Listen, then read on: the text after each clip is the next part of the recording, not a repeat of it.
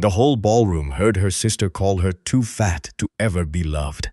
Everyone laughed, but the ruthless mafia boss no one in that city dared to interrupt, set down his glass, crossed the floor, and walked straight past the most beautiful women in Chicago to stand beside her. The crystal chandeliers in the Drake Hotel ballroom threw light across 300 of Chicago's wealthiest people, and Sophia Bennett wanted nothing more than to disappear into the wallpaper. She stood near the dessert table in a deep plum gown, a full-figured woman with soft brown curls pinned back and warm hazel eyes that missed very little. She had spent the whole evening watching instead of talking. It was a habit. People who got watched their entire lives learned how to watch back. There she is. Her sister Chloe sang out, gliding over in a silver dress with a glass of champagne in her manicured hand. Two of Chloe's friends trailed behind her, already smiling like they knew the joke before it landed. "Everyone, this is my big sister," Chloe announced, loud enough for the nearby tables to turn. "She's the smart one in the family. Has to be, right? Because let's be honest, nobody's marrying a woman that size. So she reads a lot of books instead." The laughter came quick and polite.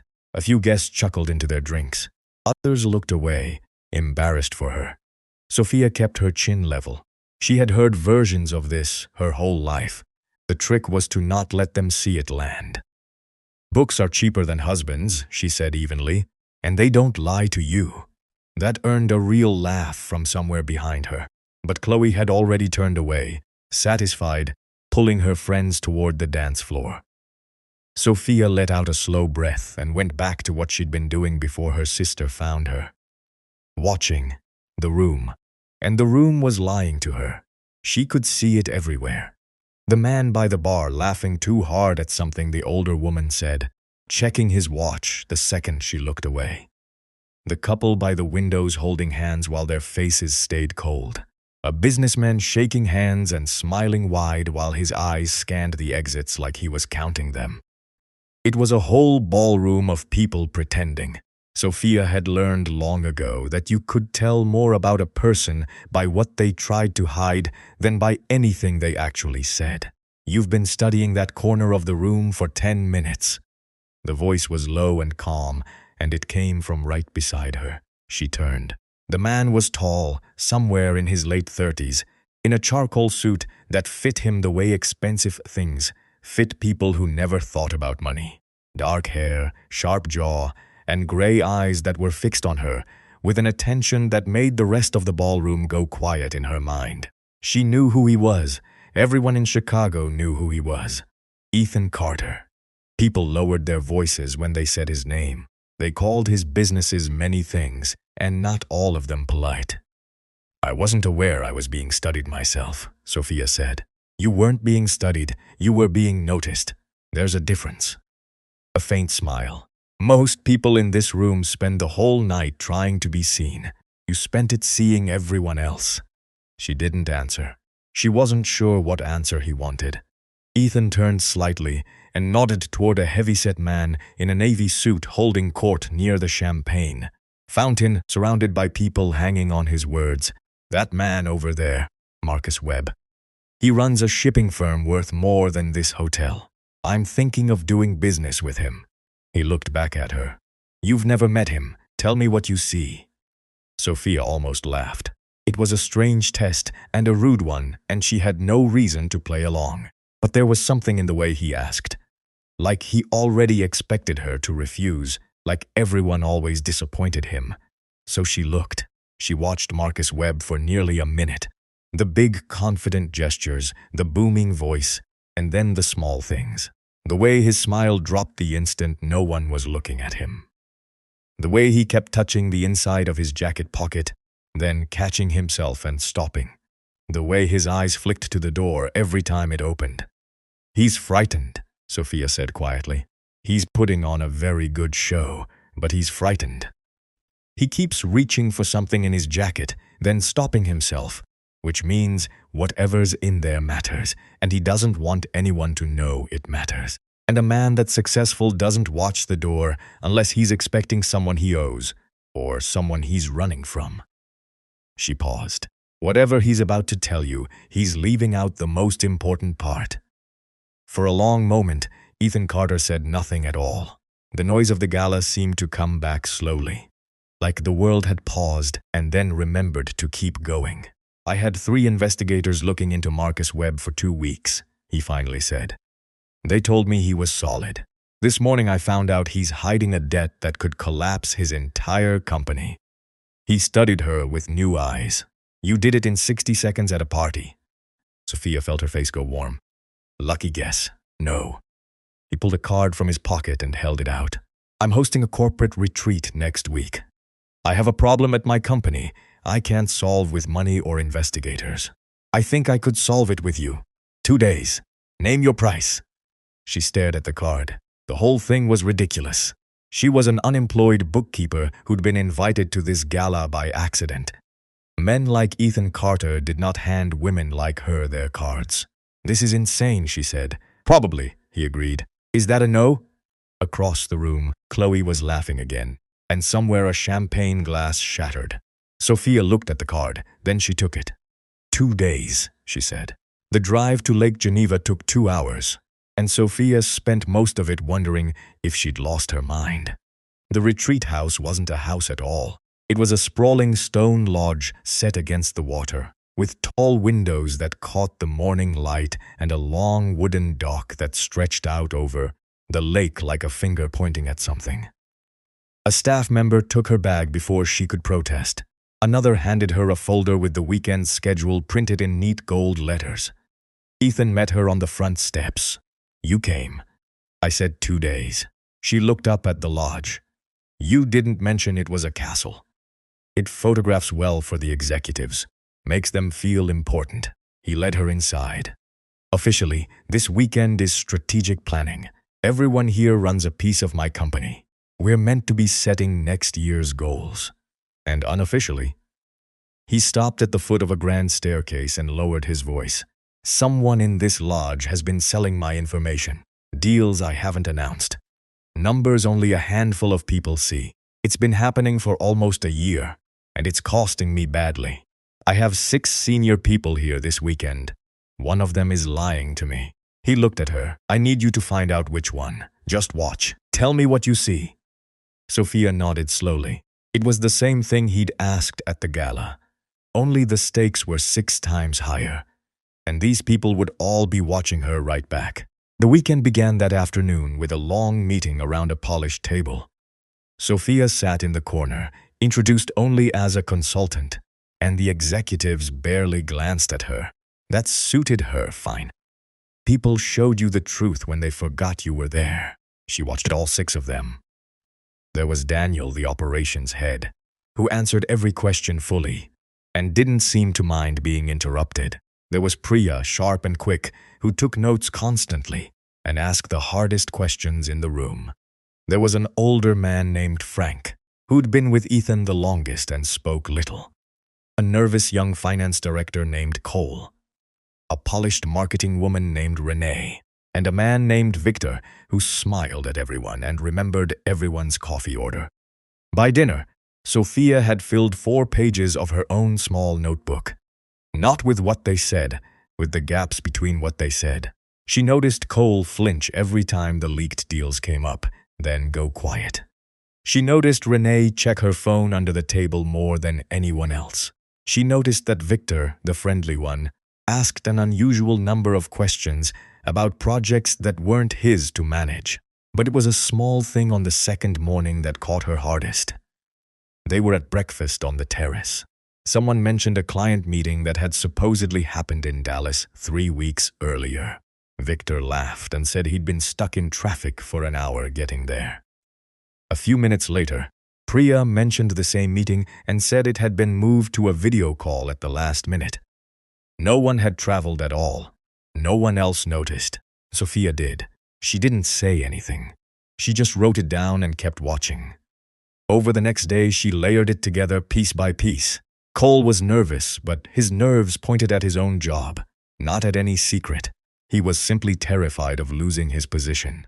Renee's phone was full of messages from a sick mother, which Sophia confirmed by reading the worry on her face every time it buzzed. Frank was quiet because he was bored. Daniel was exactly what he seemed to be. That left Victor the friendliest man at the lodge. The one who remembered the coffee orders and laughed at every joke, and somehow always knew details about deals that had nothing to do with him.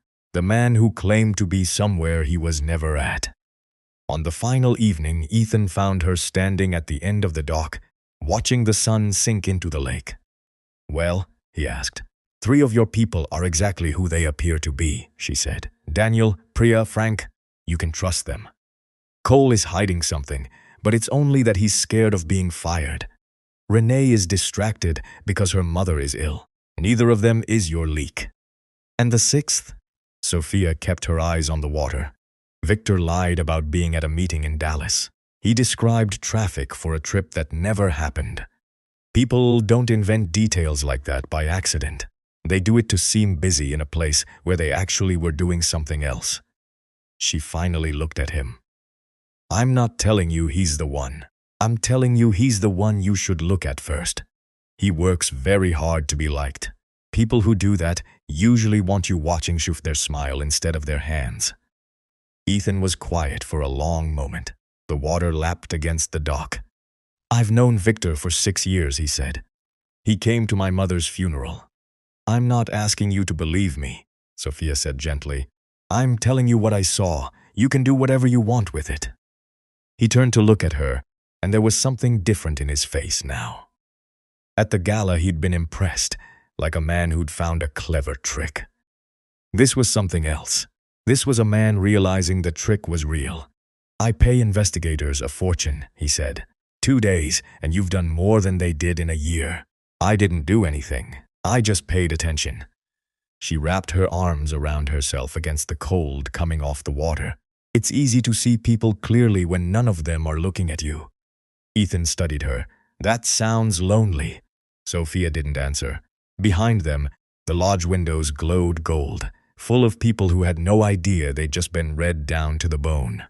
A week after Lake Geneva, Ethan called her himself. "Victor's gone quiet," he said. "Too quiet, but before I move on him, my people found something. There's a regional office in Minneapolis. An audit team thinks they've caught the leak there. A manager named Harold Pierce. The evidence is sitting on my desk and it looks airtight." A pause. "I want you to go up there and tell me if it's real." Sophia frowned into the phone. "You already have a suspect at the retreat. Why send me chasing a different one? Because 2 things can't both be true, and I'd rather know which one is lying to me before I ruin a man's life." Another pause. "Will you go?" She went. Minneapolis was cold and gray, the kind of cold that got into your coat and stayed there. The regional office was a glass building near the river. And the audit team had set up in a conference room that smelled like burned coffee and stress. There were 3 of them, led by a brisk woman named Karen, who clearly didn't love having an outside consultant looking over her shoulder. "It's open and shut," Karen said, sliding a thick folder across the table. "Harold Pierce, 20 years here, access to every leaked file. We pulled his email records, his login times, his expense reports. He was active in the system at the exact moment. 3 of those deals went out the door. We even found payments into an account we can't fully trace." Sophia opened the folder and started reading. She read for a long time. The audit team went back to their work, occasionally glancing at her like she was a tourist who'd wandered into a courtroom. The evidence was there, just like Karen said. The logins, the access, the timing, the payments. Any reasonable person would look at it and call it solved. That was exactly what bothered her. The next morning, she asked to meet Harold Pierce. He was a soft-spoken man in his 50s, with reading glasses pushed up on his forehead and photos of grandchildren on his desk. He looked exhausted in the way of a man who hadn't slept properly in weeks. "They think I sold them out," he said before she even asked. 20 years I gave this company. My wife thinks I should get a lawyer. Maybe she's right." He rubbed his eyes. "But I didn't do it. I don't even know how I'd do it. Half the time I can't get the printer to work." Sophia studied him while he talked, not his words. The way his hands moved, the way his voice shook on certain things. and stayed steady on others. People who lied protected the lie.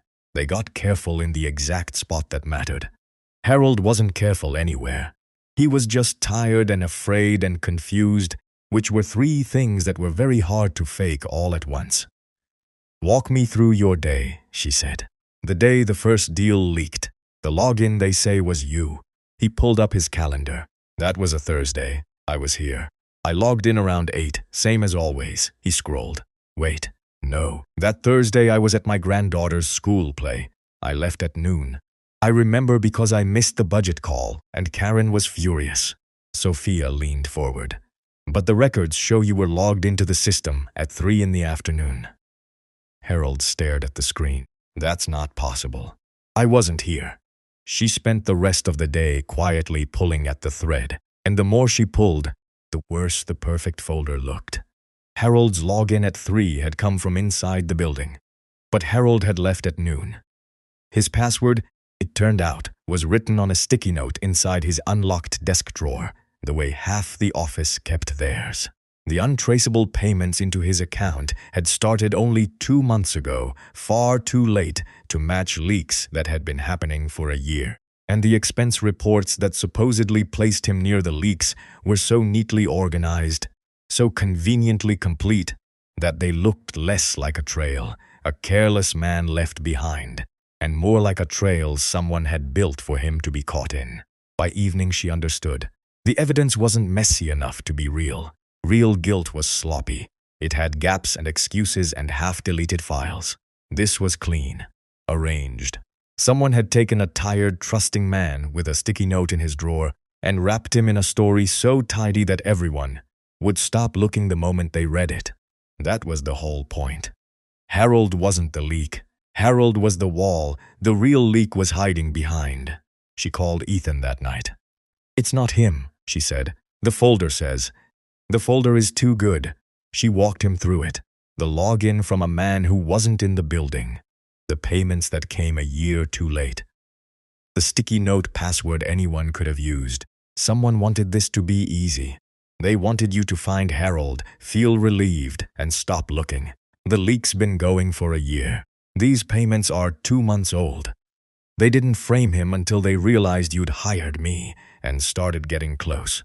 The line was silent for a moment.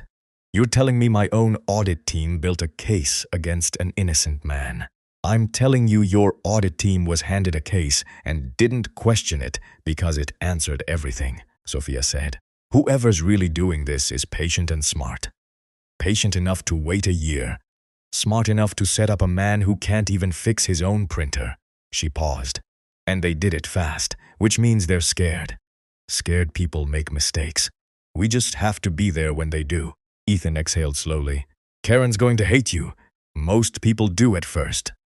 Sophia looked out the cold window at the gray river. "Then they find out I was right." The Denver conference was the biggest business event of the year, and the convention center was packed with people who all wanted something from each other. Sophia stood near the entrance in a deep green dress, holding a name badge that read only Bennett Consulting, and watched 2,000 strangers shake hands. "You look like you'd rather be anywhere else," Ethan said, appearing beside her with 2 coffees. "I don't like crowds," she admitted, taking one. "Too many people pretending at once. It gets loud in my head.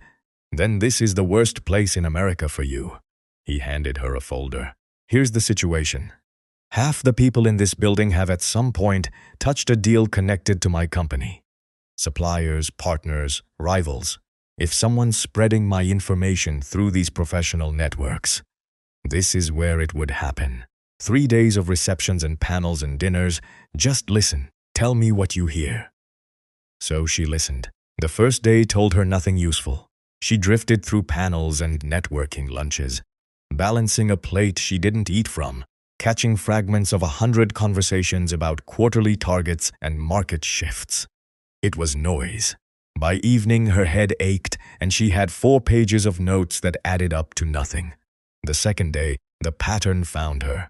She was standing near a coffee station when she overheard a man from a logistics firm describing his company's plans for the coming year. He used a very specific phrase, Something about shifting weight toward the southern corridor. It was an odd way to put it. She wrote it down out of habit. An hour later, at a completely different reception, she heard a woman from an unrelated investment group say almost the exact same thing. Shifting weight toward the southern corridor. Same phrase, same rhythm. That was strange, but people copied each other in business all the time. Buzzwords spread. She might have let it go. Except she heard it a third time that evening, from a third person who had no obvious connection to the first two. Sophia stopped eating entirely after that. She moved through the rest of the conference like a hunter, and she started counting. She noticed it again and again.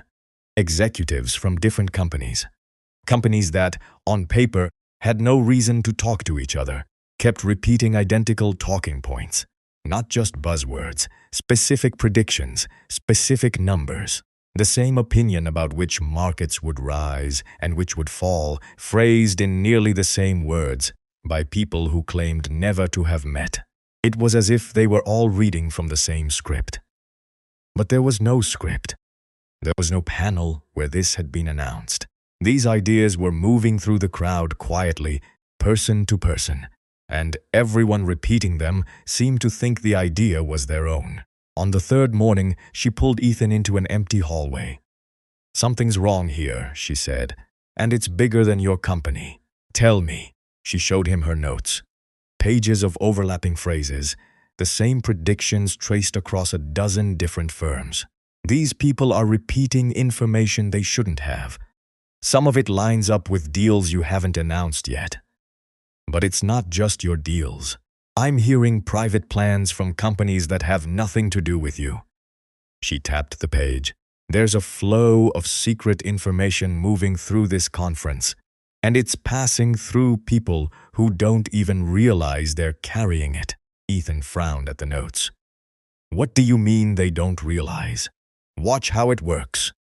She nodded toward the crowded hall through the glass doors. "Someone with real inside knowledge plants an idea at a dinner. Says it casually, like a guess. The person they're talking to repeats it the next day as their own clever insight to impress someone else. That person repeats it too. By the third or fourth handoff, nobody remembers where it came from. It just becomes something everyone knows. The trail disappears because everyone passing it on is innocent." She let that settle. "That's why you couldn't catch it," she went on. "You've been looking for one person sneaking files out a back door. But there's no back door. The information walks out the front in 100 friendly conversations. And by the time it's public, there are so many fingerprints on it that none of them mean anything." Ethan was very still. "Then there's no way to trace it." "There's one way," Sophia said. "Information like this doesn't appear from nowhere. Somewhere at the start of every one of these chains is the person who planted the seed. If I can listen to enough of these conversations and trace them backward, who told whom, who said it first? The chains should all narrow toward the same starting point." She paused. "Or the same few starting points. Whoever's feeding this network is doing it from inside the rooms only a few people get into. The kind of rooms your senior executives sit in." The mention of his executives changed his face. She watched him think of Victor at the lakeside, of Harold framed in Minneapolis, of the year of leaks that had quietly bled his company. "This started as someone selling my secrets," he said slowly. "You're telling me it's grown into something that's poisoning the whole industry." "I'm telling you it was probably always bigger than you thought," Sophia said. "You just happened to be one of the first to feel it. A scheme this careful, this patient. It didn't start with you, and it won't end with you, unless we find the source." Around them, the conference roared on. 2,000 people shaking hands, smiling, repeating things they thought were their own ideas. None of them aware they were threads in something they couldn't see. Ethan looked at her with the expression she was getting used to now. Less surprise, more something close to trust. "Then we find the source," he said. "Then we find the source," she agreed. Ethan decided they would drive to Nashville instead of fly. "There's a man down there I've worked with for 15 years. he explained as they pulled out of the airport rental lot, him behind the wheel of a plain black SUV. Walter Hayes owns half the warehouses in the region. If the leak's been touching shipping deals, he'll have noticed something. But Walter doesn't talk on phones and he doesn't trust email. You want Walter, you sit across a table from him. And the 8-hour drive gives me time to think. He glanced at her. And you don't strike me as someone who minds quiet. She didn't, but the quiet didn't last, and she found she didn't mind that either. They talked. It started with the case, and then drifted somewhere else entirely, the way long drives loosen people. Somewhere around the 3rd hour, the conversation stopped being about work. "Can I ask you something?" Sophia said, watching the fields roll past. "You have investigators, lawyers, people who'd do anything you asked. Why a stranger from a gala?" Ethan was quiet for a moment. "Because they all want something from me. Every person I've hired in 20 years has had an angle. A promotion, a payout, a piece of the company. After a while, you stop being able to tell who's loyal and who's just patient." His hands tightened on the wheel. "You didn't want anything. You took my card like I was asking you to do me a favor. That's how I knew you'd tell me the truth. That's a hard way to live," she said softly. "Never knowing who's real. It's the price of the chair." He shrugged, but it wasn't a careless shrug. "Victor came to my mother's funeral, stood next to me at the grave. And now I have to wonder if he was already selling me out while he did it. You spend enough years like that, you stop letting anyone close. It's easier to be alone than to be fooled." Sophia understood that better than he knew. They stopped for lunch at a small diner off the highway, the kind with cracked vinyl booths and a waitress who called them both honey. Over burgers, Ethan asked the question back. "What about you? A mind like yours, and you were standing in a corner at that gala like you wanted the floor to swallow you. Why?" She turned her glass slowly on the table. "Because for most of my life, being noticed never went well for me." She kept her voice light, but it cost her something. When you grow up being the punchline, you learn to make yourself small. You learn to watch from the edge of the room, because the edge is safe. People don't aim at what they don't look at. A faint smile. "Turns out the edge of the room is the best seat in the house if you want to actually see people. I learned to pay attention because nobody was paying attention to me. It stopped being a wound and turned into a skill." "Your sister," Ethan said, "at the gala. Chloe's been doing that since we were kids." Sophia shrugged. "She's beautiful and she's frightened, and the only way she knows how to feel tall is to make someone else feel short. I stopped being angry at her a long time ago. Mostly I just feel sorry for her. It's exhausting, needing a room to laugh at someone before you can breathe." Ethan looked at her for a long moment. "You read her the same way you read everyone. I read everyone the same way I had to read her." She picked at a fry. "After a while you can't turn it off. You read the whole world like it might turn on you." She glanced up. "It made me good at this. It also made me lonely. So I understand your chair more than you'd think." The waitress refilled their coffees and moved on, and for a while neither of them said anything. It wasn't an awkward silence. It was the comfortable kind, the kind that only happens when two people have stopped performing for each other. They reached Nashville in the evening. Walter Hayes turned out to be a barrel-chested old man who ran his empire from a cluttered office above a warehouse, and he took one look at Sophia and said to Ethan, "Where'd you find her?" "She's been reading me since she walked in." "That obvious?" Sophia said. "Honey, I've been read by the best. You're the best." Walter laughed and waved them to chairs. He talked for 2 hours, and Sophia listened, and somewhere in his rambling stories about late shipments and nervous partners, she found 3 more threads that pointed the same direction the conference had. But it was the drive back to the hotel that stayed with her. Ethan walked her to her door. The hallway was quiet. He stood there a beat longer than he needed to. "Thank you," he said. "Not for the case, for today. I haven't talked to anyone like that in years." "Neither have I," she admitted. He nodded slowly, like he wanted to say something more and decided against it. Good night, Sophia. Good night, Ethan. She closed the door and stood with her back against it, for a moment her heart doing something unfamiliar. She had spent her whole life reading other people perfectly and missing the one thing happening right in front of her. She didn't have a name for it yet. Neither did he. Neither of them realized how much the other had quietly come to matter.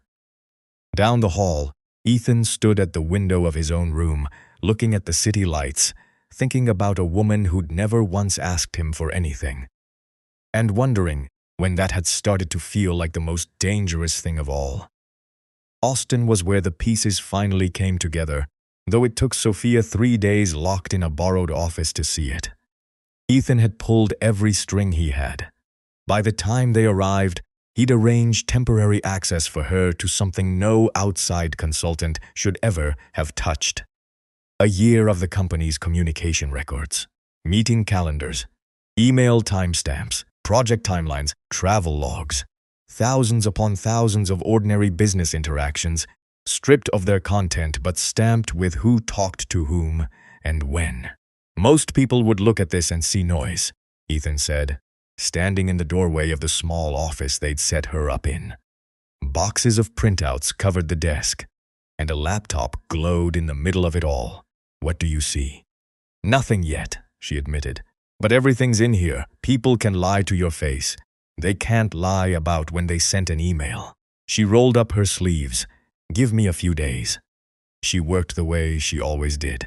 She didn't look for the guilty. She looked for the rhythm. The first day she built a map.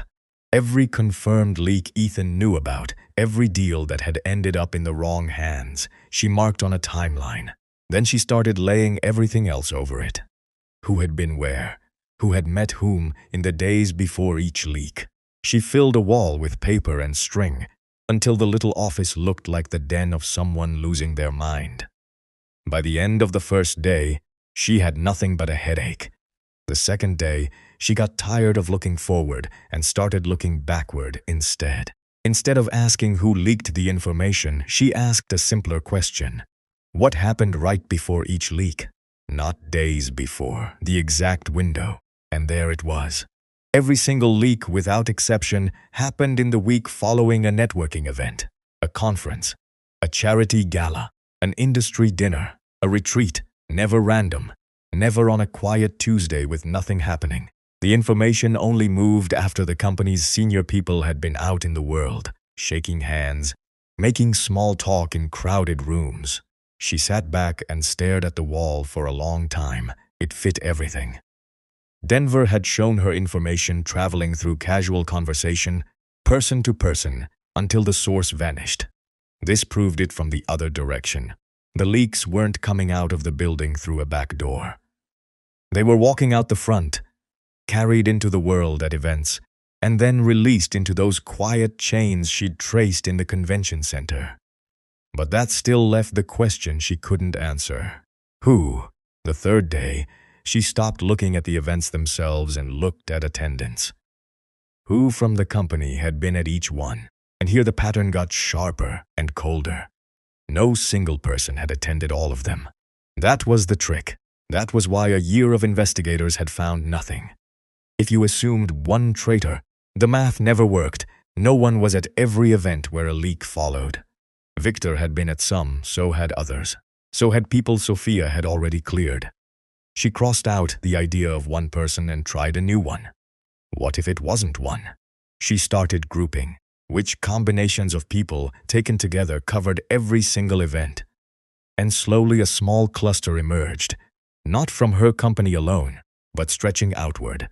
A name from Ethan's firm here, a contact from a partner company there, a consultant who showed up at 3 of the events on behalf of someone else entirely. None of them at everything. But together, as a group, they covered every leak with at least one of them in the room. She understood then, and the understanding made her cold. It wasn't a traitor, it was a ring. A loose group of professionals scattered across several companies, each of them respectable, each of them with a clean reason to be in every room. No one of them ever did anything that looked like a crime. One would overhear a private plan at a dinner, mention it days later and a state away to another member at a different event. That person would pass it along to a third. By the time the information became valuable and money changed hands somewhere out of sight, it had been laundered through so many friendly handshakes that no single conversation looked wrong. They never broke a rule openly. They simply talked the way professionals always talked. The crime lived in the spaces between the words. That was why it had survived for years. You couldn't catch a backdoor that didn't exist. You couldn't follow a trail when the trail was 100 people, each carrying one harmless piece. When Ethan came by that evening, she didn't say anything. She just turned her laptop toward him and walked him through the wall of paper, string by string. He stared at it for a long time. A group, he finally said, not one person. A group that's careful enough that each piece looks innocent, she said. They've built something that protects itself. Pull one of them, and the others just close the gap and keep going. You've been hunting a single rat in your walls for a year. There was never a rat. There's a whole quiet machine. And most of the people running it could pass a lie detector, because each one of them only knows their own small part. Ethan sank into the chair across from her, the weight of it finally landing. Then how do we stop a machine that doesn't break when you take a piece out? Sophia looked at the wall, at all those threads, and her eyes settled on one point where more of them crossed than anywhere else. One name that sat closer to the center than it had any right to. We don't go after a piece, she said quietly. We go after the one who built it.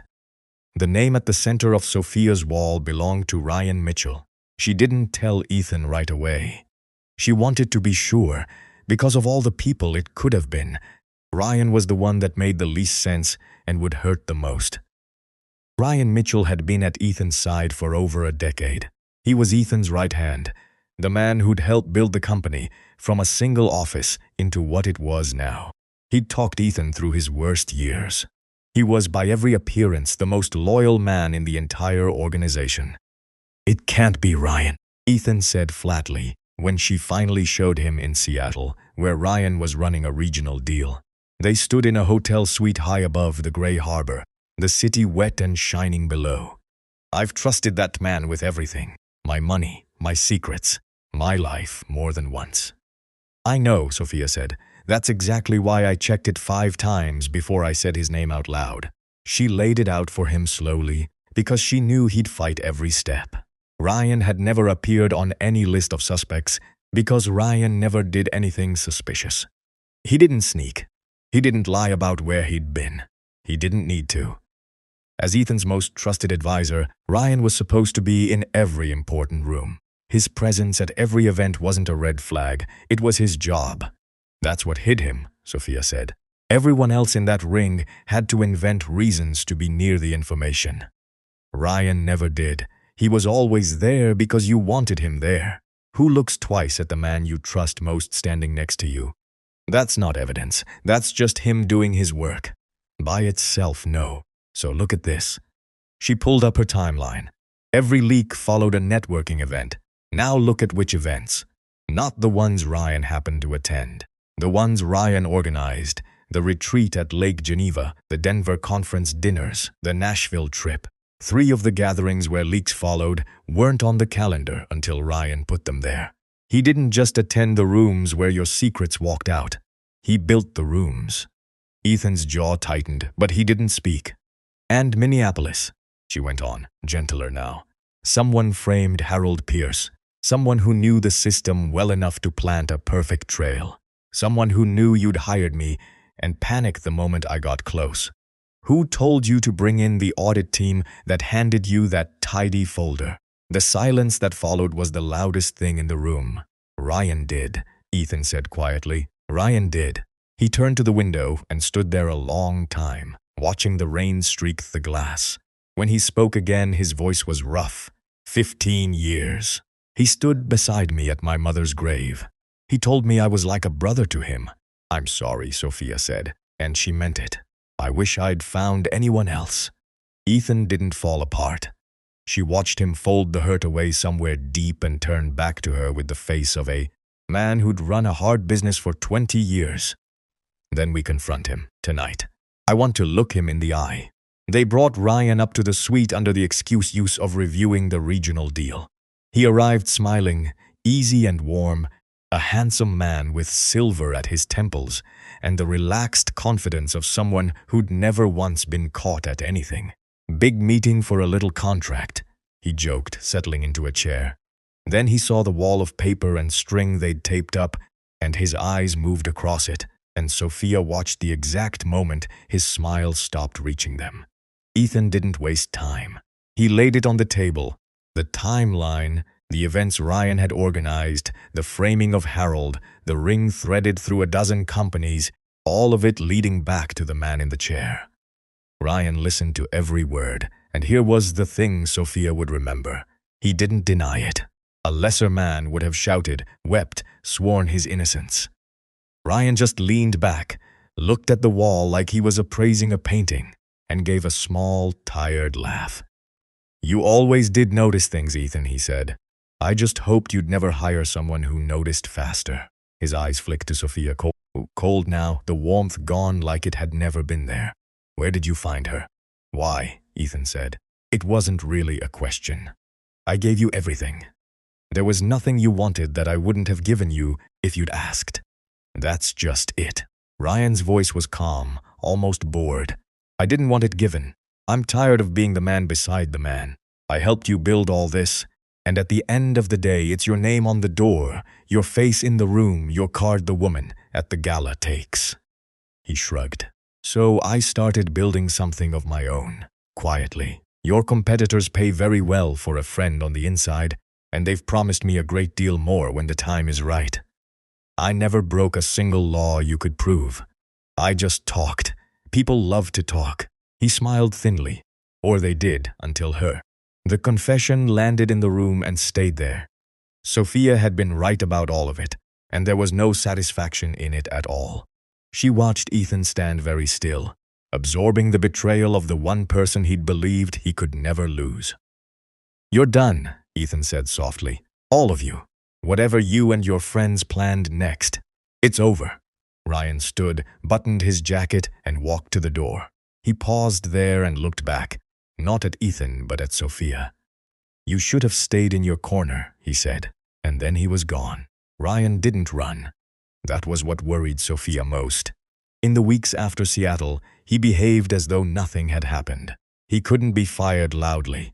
Ethan had no courtroom proof, only a wall of string and a confession with no witnesses but the two of them, and Ryan knew it. He kept showing up, kept smiling, and quietly pushed forward with the one thing he had left. There's a summit, Ethan told her. Spreading papers across a table in his Manhattan office, the city stretched out behind him through floor-to-ceiling glass. Biggest one of the year. Every major player in the industry under one roof in 3 days. Ryan's been pulling strings to get his associates in the room. We think they're going to use it to lock in a partnership with my competitors. Sign the deal, take their payout, and walk away before any of this becomes public. He looked at her grimly. If they close it at the summit, they win. The information ring becomes legitimate business and there's nothing left to expose. Then we expose it before they sign, Sophia said. In the room, in front of everyone. With what? You said it yourself. Each piece looks innocent. Each piece looks innocent alone. She pulled the now familiar stack of timelines toward her. But I don't need to prove a crime. I need to make every honest person in that room see the pattern at the same moment. Ryan's trying to look respectable. Reputations are fragile things, Ethan. A man like Ryan can survive almost anything except a room full of careful people suddenly looking at him sideways. She tapped the pages. I just need to be standing where I can speak when the moment comes. Get me into the room. He got her into the room. The summit filled a grand hall in a midtown hotel. Hundreds of executives at round tables, a stage at the front for the day's presentations. Sophia sat near the back in a simple charcoal dress, her notebook in her lap, invisible the way she liked to be. She had spent the previous 2 days doing what she did best, drifting through receptions, listening, watching, counting. By the time the main session began, she had it all mapped. Who in this room belonged to Ryan's quiet machine and the exact deal they were about to close. She watched it unfold like a play she'd already read. Ryan took the stage mid-morning to introduce what he called a strategic alliance. He was smooth and warm, the trusted name lending his credibility to a partnership between Ethan's competitors and a cluster of firms. The same firms whose people Sophia had traced through a year of leaks. To the room, it looked like a brilliant industry-wide collaboration. To Sophia, it was the moment the ring planned to turn a year of stolen secrets into a signed legal future. When Ryan opened the floor for questions, Sophia stood up. The room turned. Ryan's smile flickered when he saw who it was. "I have a question about the foundation of this alliance," she said, her voice carrying clear across the hall. "Because it seems to rest on information that several of these companies shouldn't have been able to share." She didn't accuse anyone. That was the trap she'd set for herself and avoided. Instead, she simply began laying the pieces on the table, one by one, in front of everyone. She named the predictions that had spread through the Denver conference, word for word, from 3 different companies who claimed no connection. She laid out the timeline. How confidential plans from a dozen firms had surfaced publicly, always in the week after the same handful of events. She described, without naming the ring, how a single private idea could travel through a chain of honest people until it became something everyone knew. And then she pointed, gently, at the pattern that connected every event where it had happened. She watched the room change. The honest executives, and most of them were honest, began doing the math she'd done in Austin. She saw a woman at a front table frown and lean toward her neighbor. She saw a man check something on his phone and go pale. The careful people in the room started looking at the alliance on the stage, and then at each other, and then at Ryan.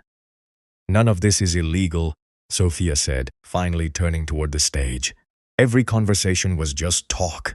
But this partnership is built on a year of plans that walked out of private rooms and into the right hands at exactly the right moments. I'd ask everyone considering signing today one simple question. If your own secrets had traveled the same way, and some of them did, would you still call this an alliance, or would you call it what it is?" The silence in the hall was enormous. Ryan tried to recover. He laughed, called it speculation, tried to wave it away.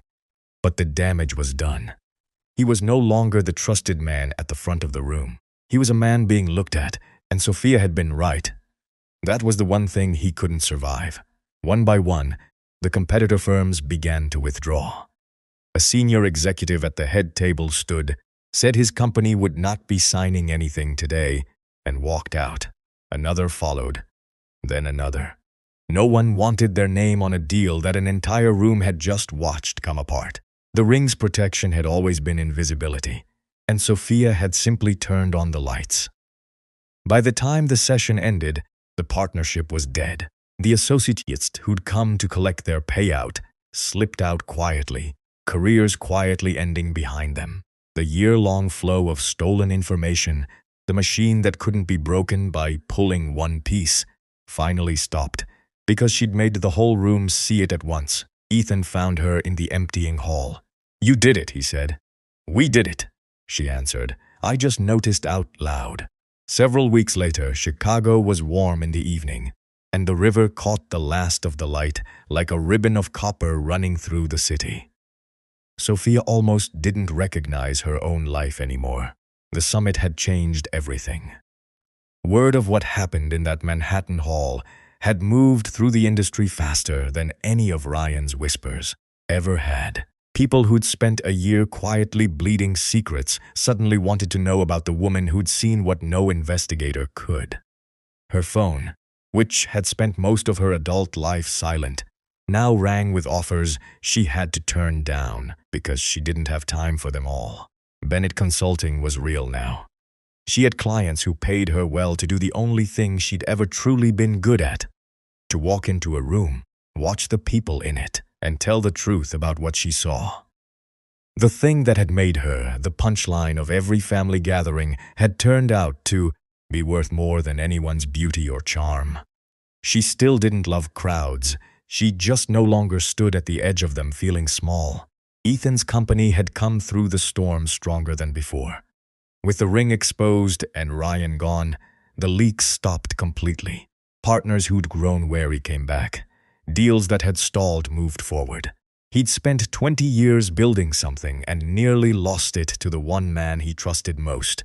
And instead, he'd found out it could stand. Even Chloe had changed in her small way. She'd come to one of Sophia's talks, sat in the back the way Sophia always used to, and afterward she'd waited until the room emptied before coming up. She hadn't apologized exactly. Chloe didn't have the words for that, but she'd said, quietly, "I used to think being looked at was the only thing that mattered." She'd looked at her sister with something new in her face. You were the one worth looking at the whole time. It wasn't everything. But it was a beginning, and Sophia had hugged her, and that had been enough.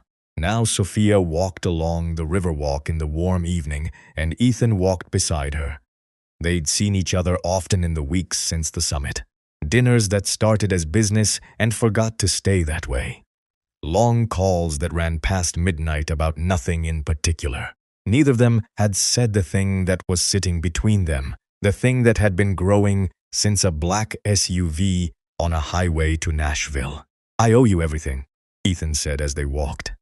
The lights of the city were coming on, reflecting in the water. "You know that. You saved the company. You saved me from signing my own life over to a man who was selling me out while he smiled at my mother's grave." "I didn't do anything you couldn't have done," she said. "I just noticed what everyone else ignored. That's the part you keep getting wrong." He stopped walking, and she stopped with him. Everyone else looked right at all of it and saw nothing. "You're the only person in my whole life who looked at the truth and told it to me, even when it cost you, even when it would have been easier to say what I wanted to hear." He paused. "Including the truth about myself." Sophia felt her heart do the unfamiliar thing it had been doing since Nashville. "The best decision I ever made," he said quietly, "was crossing that ballroom. Everyone told me you were nobody. Your own sister told the whole room you weren't worth a second glance. And I have never in my life seen anyone more worth looking at." She had spent her whole life ready for the joke, bracing for the moment kindness turned into mockery. She searched his face the way she searched everyone's, looking for the lie underneath the words. There wasn't one. For the first time, there was nothing hidden at all. Just a man telling her the truth, the way she'd taught him to. "You know I read people," she said softly. "It's all I've ever done. And I've spent weeks reading you, trying to find the angle, the thing you really want." Her voice caught. "I can't find it. There isn't one. Do you know how strange that is for me?" "There's no angle," Ethan said. "There's just you. I spent 20 years afraid to let anyone close because I couldn't tell who was real." He took her hand. "You're the realest thing I've ever found." The river moved beside them, and the city glowed. And for once, Sophia let herself stop watching the world for danger and simply be in it. "I don't want to just be your consultant," she said. "I was hoping you'd say that." A real smile, the kind she'd seen so rarely from him. "I want both, the partnership and everything else. I want the woman who tells me the truth across the breakfast table for the rest of my life, not just in the boardroom." She laughed, and it surprised her. And it felt like something loosening in her chest that had been knotted since childhood. "That's a terrible business proposal. It's the best one I've ever made." They walked on together through the warm Chicago evening, two people who'd built something real out of the one thing the world had told them didn't matter. Not beauty, not charm, not the loudest voice in the room. Just attention, just honesty, just the quiet decision to truly see another person and to be seen in return. Behind them, the city carried on, full of people performing for each other, hiding behind smiles, pretending at galas and summits and dinners. And ahead of them, for the first time in either of their lives, was something that didn't need to pretend at all.